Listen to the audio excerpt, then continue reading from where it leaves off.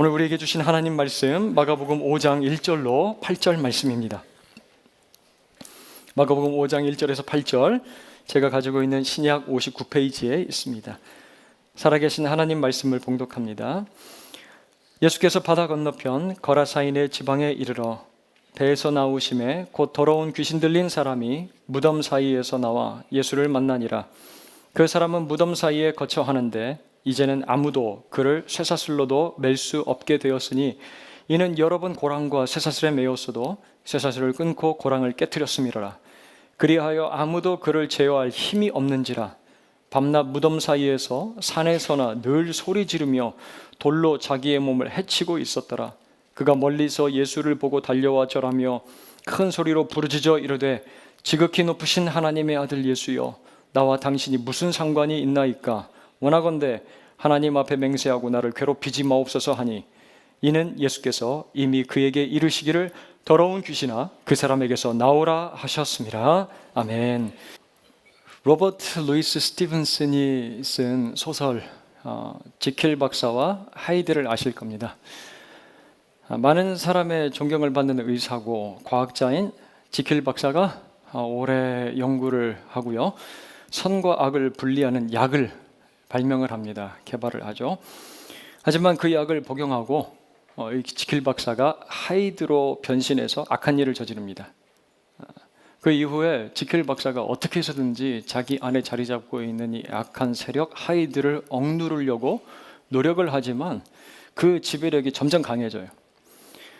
지킬 박사는 악한 또 다른 자신인 하이드를 더 이상 제어할 수 없게 되고요, 결국 통제 불능 상태에 빠지게 됩니다. 그래서 이제 비극을 맞게 되죠. 제어할 수 없는 이 악한 본성이 한 인격을 얼마나 비참하게 잠식하고 또 파괴하는 힘을 가지고 있는지를 보여주는 소설이 지킬 박사와 하이드라고 할 수가 있습니다. 이렇게 내 힘으로 무언가를 제어할 수가 없고 그리고 통제할 수 없을 때 우리는 굉장히 불안하고 두려움을 느끼게 됩니다. 한 번씩 피곤하면 가위를 눌릴 때가 있죠. 우리가 의학적으로는 수면마비 증상이라고 합니다. 스트레스나 불규칙한 수면 패턴 때문에 이제 발생을 한다는데요, 저도 예전에 한번 수면마비 증상이 왔었는데 얼마나 무서웠는지 모릅니다. 바로 옆에 이제 아내 딸도 있는데 뭐 소리도 지를 수가 없고 몸도 움직일 수가 없어서 굉장히 공포스러웠습니다. 이런 제어 불능 상태는요, 물리적인 영역뿐만 아니라 영적인 부분에서도 일어난다는 거예요. 우리가 눈으로 볼 수는 없지만 사탄은 우리의 마음과 생각을 사로잡아서 아주 강력한 힘으로 지배할 때가 있습니다. 그러면 통제력이 상실이 돼요. 이러한 모습을 우리는 구약 성경의 한 인물에서 찾아볼 수가 있잖아요. 아주 강력한 힘의 소유자 삼손입니다. 그는 강한 힘을 소유했지만 들릴라의 유혹에 빠져서 자기의 힘을 아무거나 쓰나 마음대로 그냥 남용을 합니다. 결국 머리카락 다 밀리고 눈 뽑히고 블레셋 사람들에게 붙잡혀서 여기저기 조롱당하면서 끌려다니는 모습을 보게 돼요. 우리도 주위에서 때로는 강력하고 다양한 이런 유혹들에 붙잡혀서 도저히 제어할 수 없는 사람들의 모습을 종종 보게 됩니다. 마치 브레이크가 작동하지 않는 급발진 차량처럼 좁은 골목을 막 사람들을 향하여 질주하는 모습처럼 보이는 거예요. 자, 그런데 생각해 보면 여러분들과 우리 자신들 안에서도 우리의 삶 가운데서도 이러한 모습이 종종 나타날 때가 있다는 말씀입니다. 분노, 억울함, 비교의식, 과거에 깊이 숨겨져 있던 상처들이 한순간 막 터져 나와서 감정적으로 우리가 폭주할 때가 있어요. 또 이런 부정적인 요소가 아니더라도요, 우리를 기분 좋게 만들어주는 것들에 취해서 우리는 때로 제어력을 상실할 때도 있습니다. 취미, 레저 또는 운동, 자녀 그리고 또 연인을 향한 왜곡된 사랑이 있을 수도 있고요. 그리고 일에 중독된 사람들도 있습니다. 그러면 마치 이제 지킬 박사와 하이드 현상처럼 삶의 균형이 무너지고 오히려 그것들에 내 삶이 전복되고 역전이 돼서 그것들에 형편없이 지배당하는 모습을 우리가 볼 때가 있어요. 그러면 제어하기가 굉장히 어려워집니다. 마치 중력이 끌어당기는 것처럼 내 삶을 막 강력한 어떤 세력이 끌어당기고 있는 것처럼 느껴지는 거예요. 이런 경험들 여러분들 해보신 적 있습니까? 이제 한 주가 지나면 5월 무슨 달이죠? 가정의 달입니다. 이제 가정의 달로 우리가 이제 보내게 되는데, 얼마 전부터 제 머릿속에 계속해서 생각나는 대상이 있어요. 누구냐면 우리 남성 크리스천들, 우리 대한민국의 남성들. 좀 불쌍하잖아요. 특히 저만 생각해도 특히 이제 가장들이 교회와 사회에서 어떠한 모습으로 살아가고 있나, 이런 이제 생각들을 해봤어요. 너무 자주 들어서 이제는 별로 놀랍지도 않은데, 우리나라에서 한 해 교통사고로 죽는 것보다 자살로 죽는 숫자가 훨씬 더 많다고 합니다. OECD 국가들 중에 40, 50대 중년 남자들의 자살률과 이혼율이 세계에서 제일 높은 나라가 우리 대한민국이라 그래요. 우리나라에 복음이 들어왔어요. 처음 복음이 우리나라 가운데, 교회 가운데 이제 자리를 잡는 데 있어서 아름답고 헌신적인 여성들의 모습을 참 많이 찾아볼 수가 있었습니다. 여성들의 기여, 헌신이 참 컸어요. 하지만 십자가를 든든하게 붙잡고 복음을 살아낸 강한 이 남성 성도들이 있었기 때문에 이 야성이 있었습니다. 교회에 열정과 힘이 있었어요, 교회 안에. 하지만 믿음의 가장으로 가정과 교회를 충실하게 잘 지키던 남성들이 점점 빠져나가고 시들해지기 시작하고 말씀 안에서 훈련받고 성장하지 못한 모습이 있었어요. 바쁘고 막 치열한 그 일상에 지치다 보니까 또 세상과 타협하면서 그렇게 예수와 복음, 교회 공동체를 이탈해서 빠져나간 남성 성도들이 참 많다는 것을 보게 돼요. 한 인터뷰에서 왜 남성들은 교회에 가기에 싫어하는가라는 질문을 던졌는데, 이제 이렇게 답변을 했다는 거예요. 답변이 이렇습니다.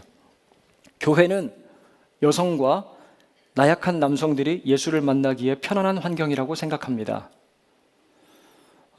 여기 남성들 손 들어보세요. 손 안 드시잖아요. 벌써 남성들이 벌써 주눅이 들어가지고 손 한번 들어보세요. 그래도 우리 교회는 좀 많네요. 자, 남성들 얼굴 한번 보세요. 어떻게 보이십니까? 예쁘장하세요? 강해 보입니까? 아니면 불쌍해 보입니까? 이 인터뷰를 제가 이제 듣고 나서요, 도대체 강한 남성들은 어떤 사람들인가 생각을 해봤거든요. 일반 사회에서 강한 남성들이라고 하면 소위 성공한 사람들일 겁니다. 재력을 쌓고 높은 수준의 교육을 받고 또 정치적인 힘을 갖고 있고 또 정말로 힘이 센 이 피지컬이 뛰어난 사람일 수도 있어요.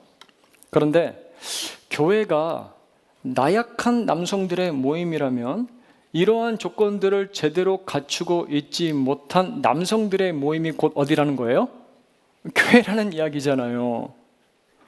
나약한 존재들이 교회를 찾는다, 종교를 찾는다, 그런 논리? 그런데 여러분 잘 한번 생각을 해보세요. 세상이 말하는 강함이 무엇입니까? 말씀드렸잖아요. 세상이 말하는 강함, 돈, 명예, 정치적인 힘, 물리적인 힘, 지식과 도덕적인 탁월성들. 그런데 그 강함을 추구하고 소유하고 있음에도 불구하고 우리나라 대한민국 사회에는 왜 이렇게 자살률이 높은 거예요? 왜 이렇게 나약한 남성들이 많은가라는 사실입니다. 바로 그것들에 붙잡혀서 제어되지 않기 때문에 그래요, 여러분.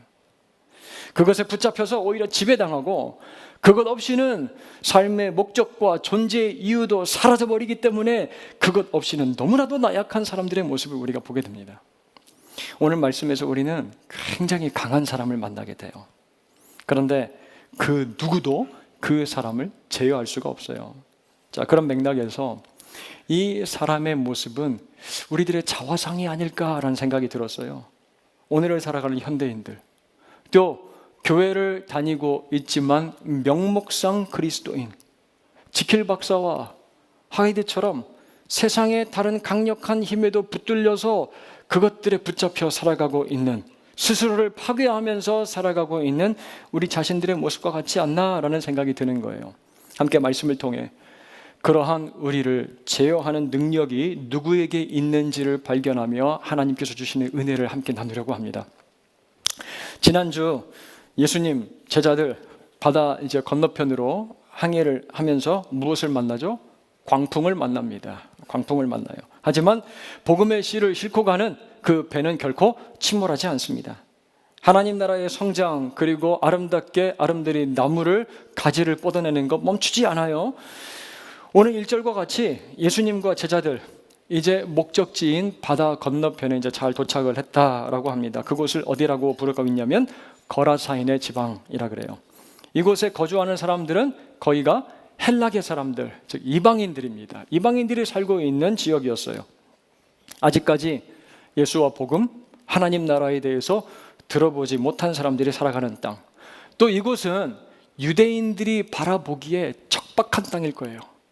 아무리 하나님의 나라에 대해서 복음을 뿌려본들 거기에서 싹이라도 웅틀 수 있겠는가? 이 땅은 버린 땅이야 라고 생각이 드는 곳이 바로 이곳이었을 겁니다. 거라사인의 땅. 자, 그곳의 2절을 보세요. 예수님과 제자들이 배에서 나와요. 자, 폭풍을 뚫고요 죽을 고생을 하면서 힘들게 도착한 그 땅에 내리자마자 예수님과 제자들을 누가 기다리고 있어요?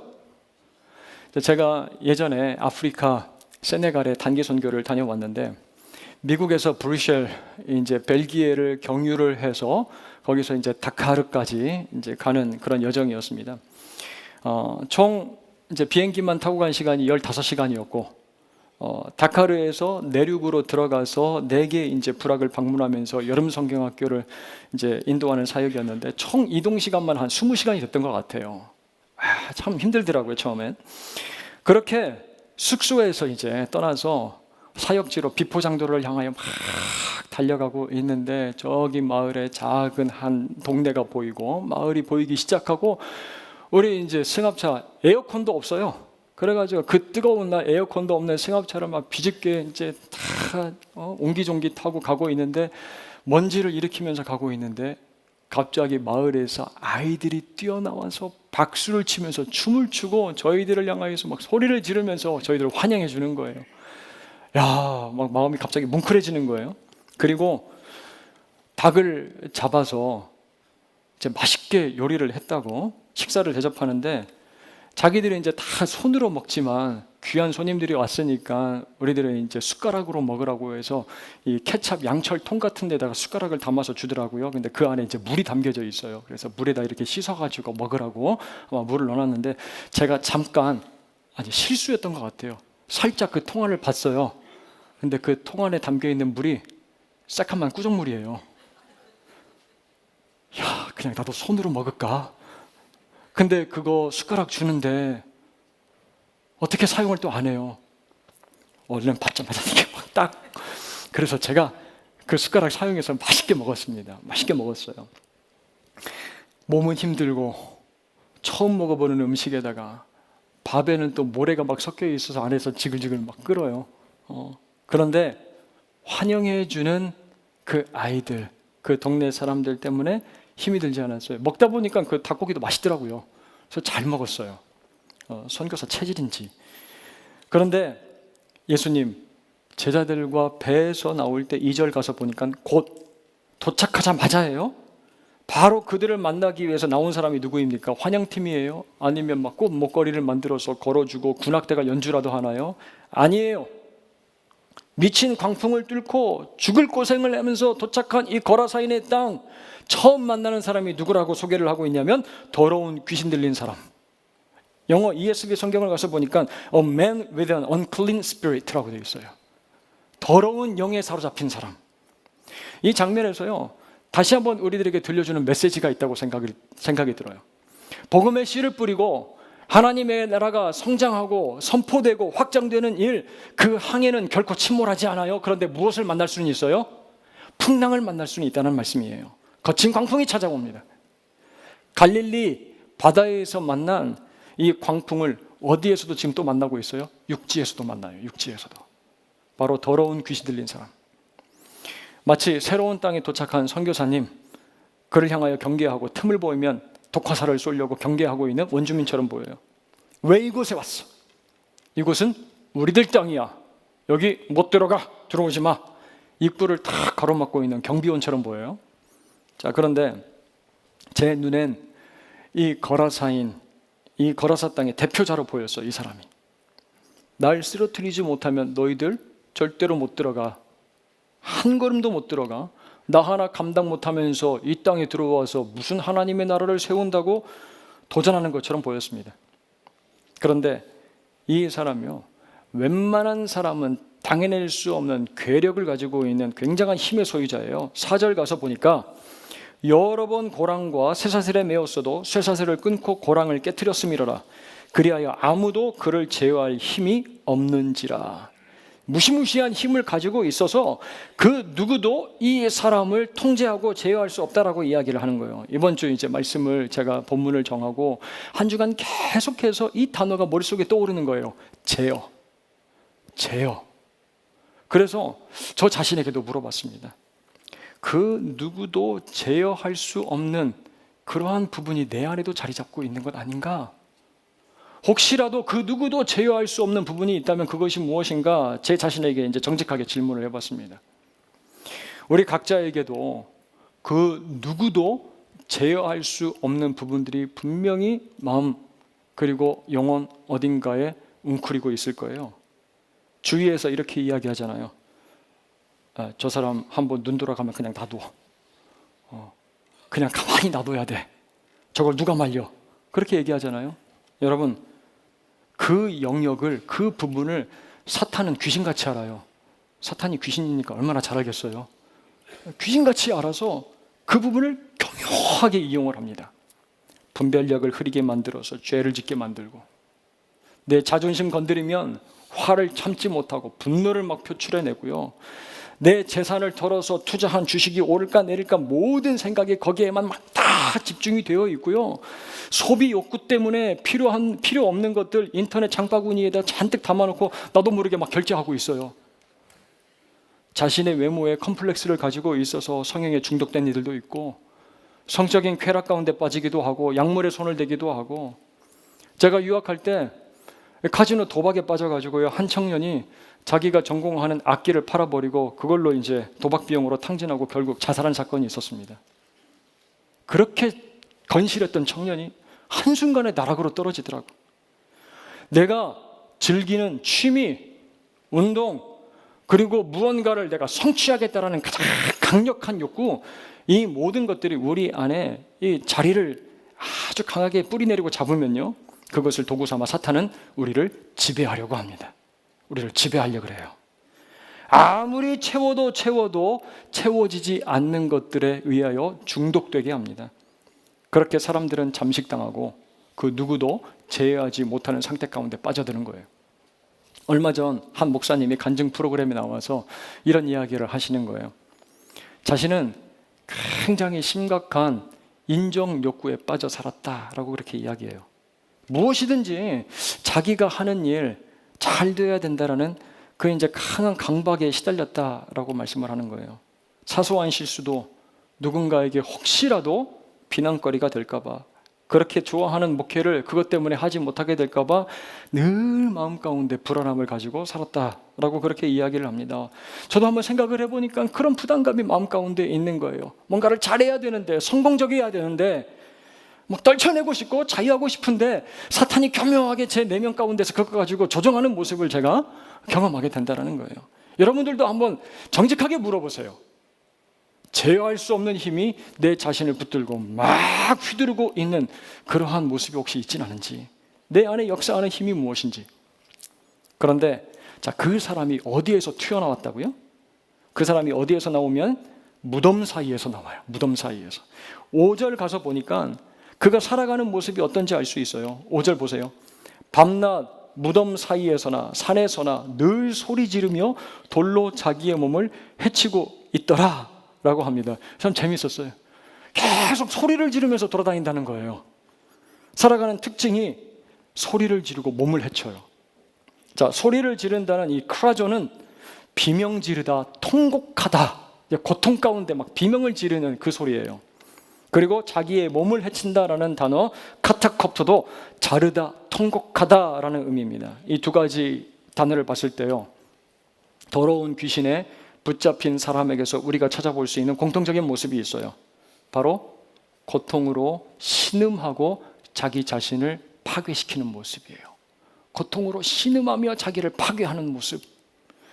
여러분, 사람이 절제력을 잃어버리면 어떻게 합니까? 소리를 질러요. 소리를 지르게 돼 있어요. 자기 안에 있는 분노를 제어를 하지 못하면요, 막 고함을 치게 되어 있습니다. 저도 운전하다가 어떤 사람이 야! 운전 똑바로! 깜짝 놀라요. 소리를 지르게 돼 있어요. 감정을 쏟아내고요, 말을 거칠게 합니다. 그리고 해로운 것들에 분별력 없이 자신의 몸을 막 던져 넣어요. 술과 담배를 절제하지 못하고, 성적 쾌락에 탐닉하고, 약물에 손을 대고, 일 중독에 빠져서 자기 몸을 혹사시킵니다. 어떤 이들은 정말로 자기 몸을 자해하기도 해요. 그렇게 살아가는 사람을 누가 제어하겠습니까? 그렇게 살아가는 사람을 누가 말리겠어요? 이 사람이 밤낮 머물러 있는 곳이 어디라고요? 무덤이에요, 무덤. 누구도 제어할 수 없는 강력한 힘을 가지고 살아가고 있지만, 이 사람은 그 능력을 어디에다 지금 사용하고 있습니까? 자기 자신을 파괴시키고 남을 죽이는 사망을 위한 일에 자기의 힘을 사용하고 있다는 거예요. 그는 살아있지만 무덤 주위에서 죽은 것 같은 삶을 살아가요, 여러분. 평안도 없고 기쁨도 없고 소망도 없습니다.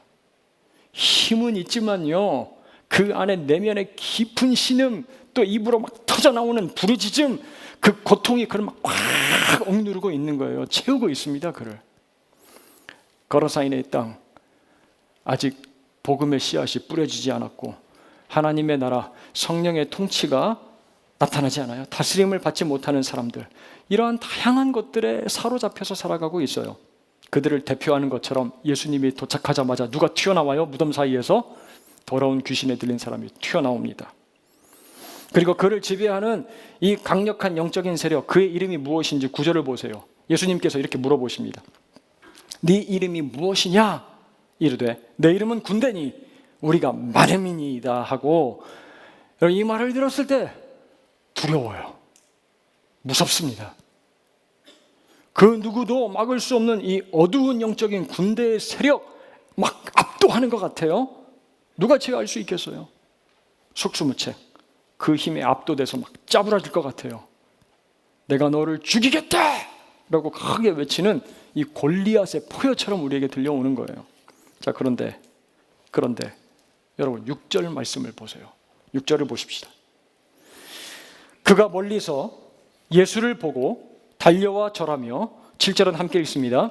큰 소리로 부르짖어 이르되 지극히 높으신 하나님의 아들 예수여, 상관이 있나이까? 원하건대 하나님 앞에 맹세하고 나를 괴롭히지 마옵소서 하니. 여러분, 놀라운 모습 아니겠어요? 그 누구도 통제하고 제어하지 못할 것 같은 이 사람이 예수님께 달려와서 무릎을 꿇습니다. 그리고 이렇게 이야기를 해요. 나와 당신이 무슨 상관이 있습니까? 당신과 나와 연결고리가 없는데 무슨 상관이 있습니까? 그리고 이렇게 요청을 해요. 나를 괴롭히지 마옵소서라고요. 얼마나 오랜 시간이었는지 모르겠지만 이 더러운 영은요, 이 사람을 압제하고 이 사람을 차지하고요, 굉장히 괴롭혔을 거예요. 굉장히 힘들게 했습니다. 괴롭혔어요. 고통 가운데 울부짖게 하고 자기 몸을 상하게 했던 이 더러운 영, 그 누구도 제어할 수 없는 강력한 힘으로 이 사람을 지배했던 이 영이 누굴 만나고 괴로움을 이제 느끼기 시작하는 거예요? 이전까지는 막강했다고요. 누구도 자기를 괴롭게 못했다고요. 그런데 누구를 만나고 괴로움을 느껴요? 예수 그리스도 만나고요. 예수 그리스도 앞에 서니까 더러운 영이 괴로움을 느꼈다라고 이야기를 하고 있어요. 여러분, 우리는 이 장면에서요, 먼저 악한 영은 예수님과 악한 영은 상관이 없다라는 사실을 알 수 있게 됩니다. 자, 그리고 예수님 앞에서 어떻게 반응을 해요? 괴로워합니다. 예수님 앞에서 괴로워해요. 여러분, 사탄은 예수님 앞에서 괴로워한다는 사실을 기억하실 수 있기를 간절히 소원합니다. 사탄은 예수님 앞에서 떨고 괴로워하게 되어 있다는 거예요. 더러운 영은 우리 모두를 고통스럽게 할 수가 있습니다. 우리를 참 힘들게 할 수가 있어요. 그런데 그 악한 영은 누구 앞에서 괴로워하게 되어 있어요? 예수 그리스도 앞에서. 예수님이 나타나면 그 악한 영은 고통스러워한다는 거예요. 그리고 고통과 괴로움을 느끼는 이 더러운 영, 어떻게 됩니까? 이제 더 이상 그 사람에게 머물러 있지 못하게 돼요. 왜 그런지 8절 말씀을 보세요. 8절 말씀 같이 읽겠습니다. 시작. 이는 예수께서 이미 그에게 이르시기를 더러운 귀신아 그 사람에게서 나오라 하셨음이라. 아멘. 8절은 이미 예수님께서 그 악한 영을 향하여 선포하셨다라고 말씀을 하세요. 나오라, 더러운 귀신아 그 사람에게서 나오라 말씀하셨다는 거예요. 악한 영에게 붙잡혀서 도저히 정상적인 삶을 살 수 없었던 그 죽은 사람처럼 살아가고 있던 그 사람을 예수님께서 어떻게 하신 거예요? 다시 살려주신 거예요. 제어하시는 거예요. 그 사람을 통제하시는 거예요. 그 안에 머물면서 지배하고 있는 영을 쫓아내십니다. 예수님께서는 능력이 많으셔서요. 우리 주위에 만나는 평범한 많은 사람들이 있어요. 이 사람들의 모습이 이런 거라사 광인의 모습과 같습니까, 여러분? 그러면 되게 무서울 거예요. 내 친구가, 내 남편이 막 내 주위에 있는 평범한 사람들이 이런 거라사 광인처럼 막 쇠사슬을 끊고 막 소리를 지르고 막 돌아다니면 굉장히 무서울 거예요. 그렇진 않습니다. 하지만 예수라는 이름이 다가오면 비슷한 반응을 보게 돼요. 예수라는 이름이 다가올 때 비슷한 반응들이 나타나요. 7절처럼 나와 당신이 무슨 상관이 있는데, 나와 당신은 상관이 없습니다 라고 그렇게 얘기를 하고요. 나 괴롭히지 마세요 라고 이야기를 합니다. 왜 그렇습니까? 예수님이 아닌 다른 것들에 붙잡혀 살아가고 있기 때문에, 그리고 예수의 이름이 다가와서 예수가 통치하려고 하기 때문에 이렇게 얘기를 합니다. 나와 무슨 상관이 있는데 아우 나 괴롭히게 하지 마세요. 나 지금까지 잘 살아왔어. 이렇게 얘기를 한다는 거예요. 그리고 욕구가 정욕으로 변질된 사람들에게서 우리가 찾아볼 수 있는 모습, 제어 불능 상태, 일, 돈, 명예, 쾌락, 심지어 자기 만족을 위한 도덕적 선한 그런 행위를 추구하기도 해요. 자, 그런데 이러한 게 세상에만 있는 모습이라고 이야기를 합니까? 누구에게도 있다고 해요. 사도 요한은 교회 공동체를 향해서 이렇게 편지를 합니다.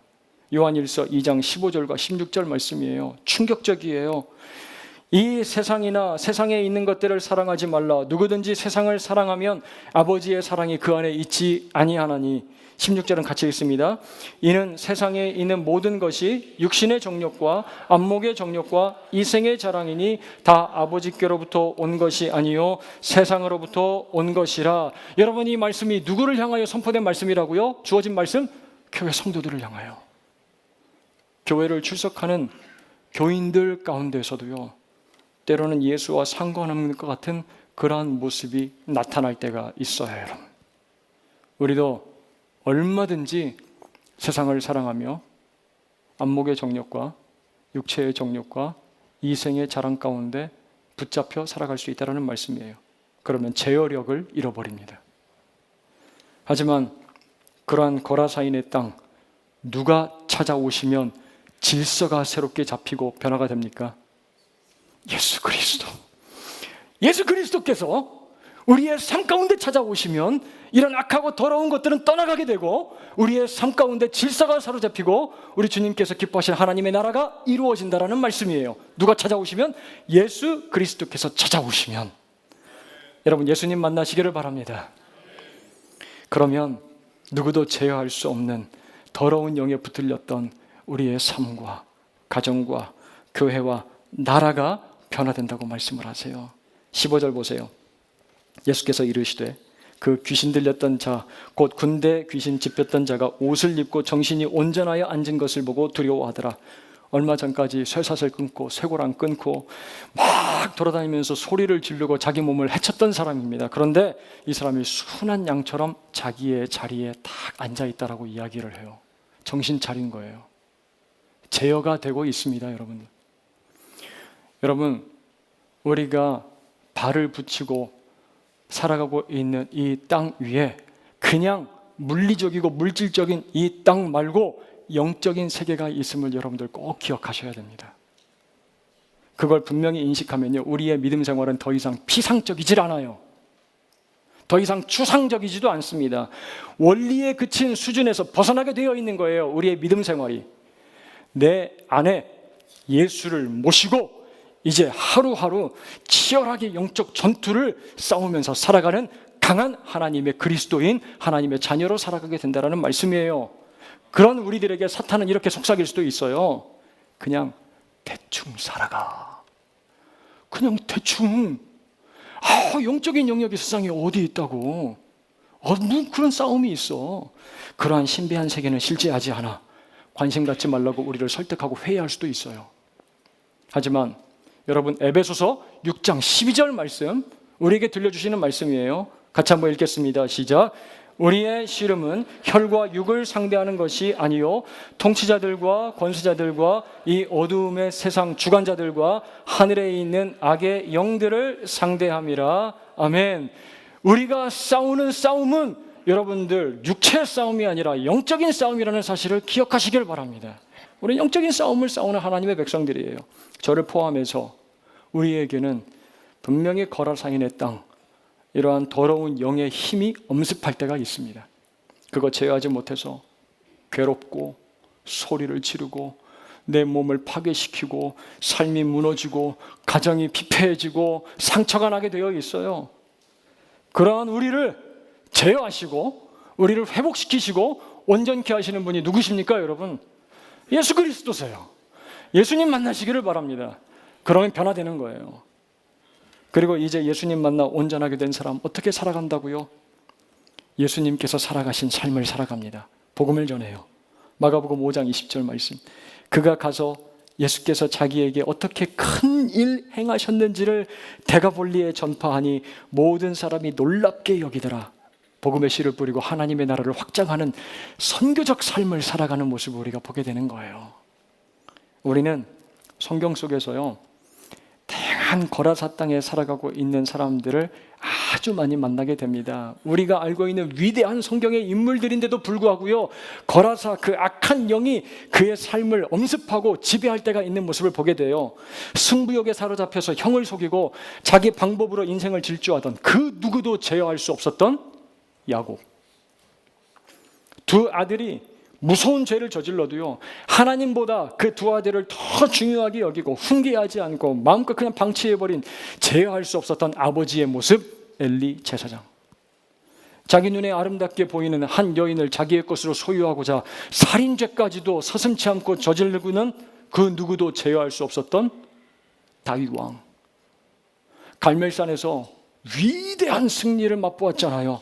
하지만 이세벨의 협박에 두려워서 사로잡혀서 깊은 우울감으로 자살 충동에 빠져서 울부짖던 누구도 제어할 수 없었던 선지자 엘리야. 저 아수르 사람들에게 무슨 회개를 외칩니까? 하나님, 다 죽어 마땅한데요. 적개심과 선입견으로 다시스로 도망친 그 누구도 제어할 수 없었던 요나 선지자.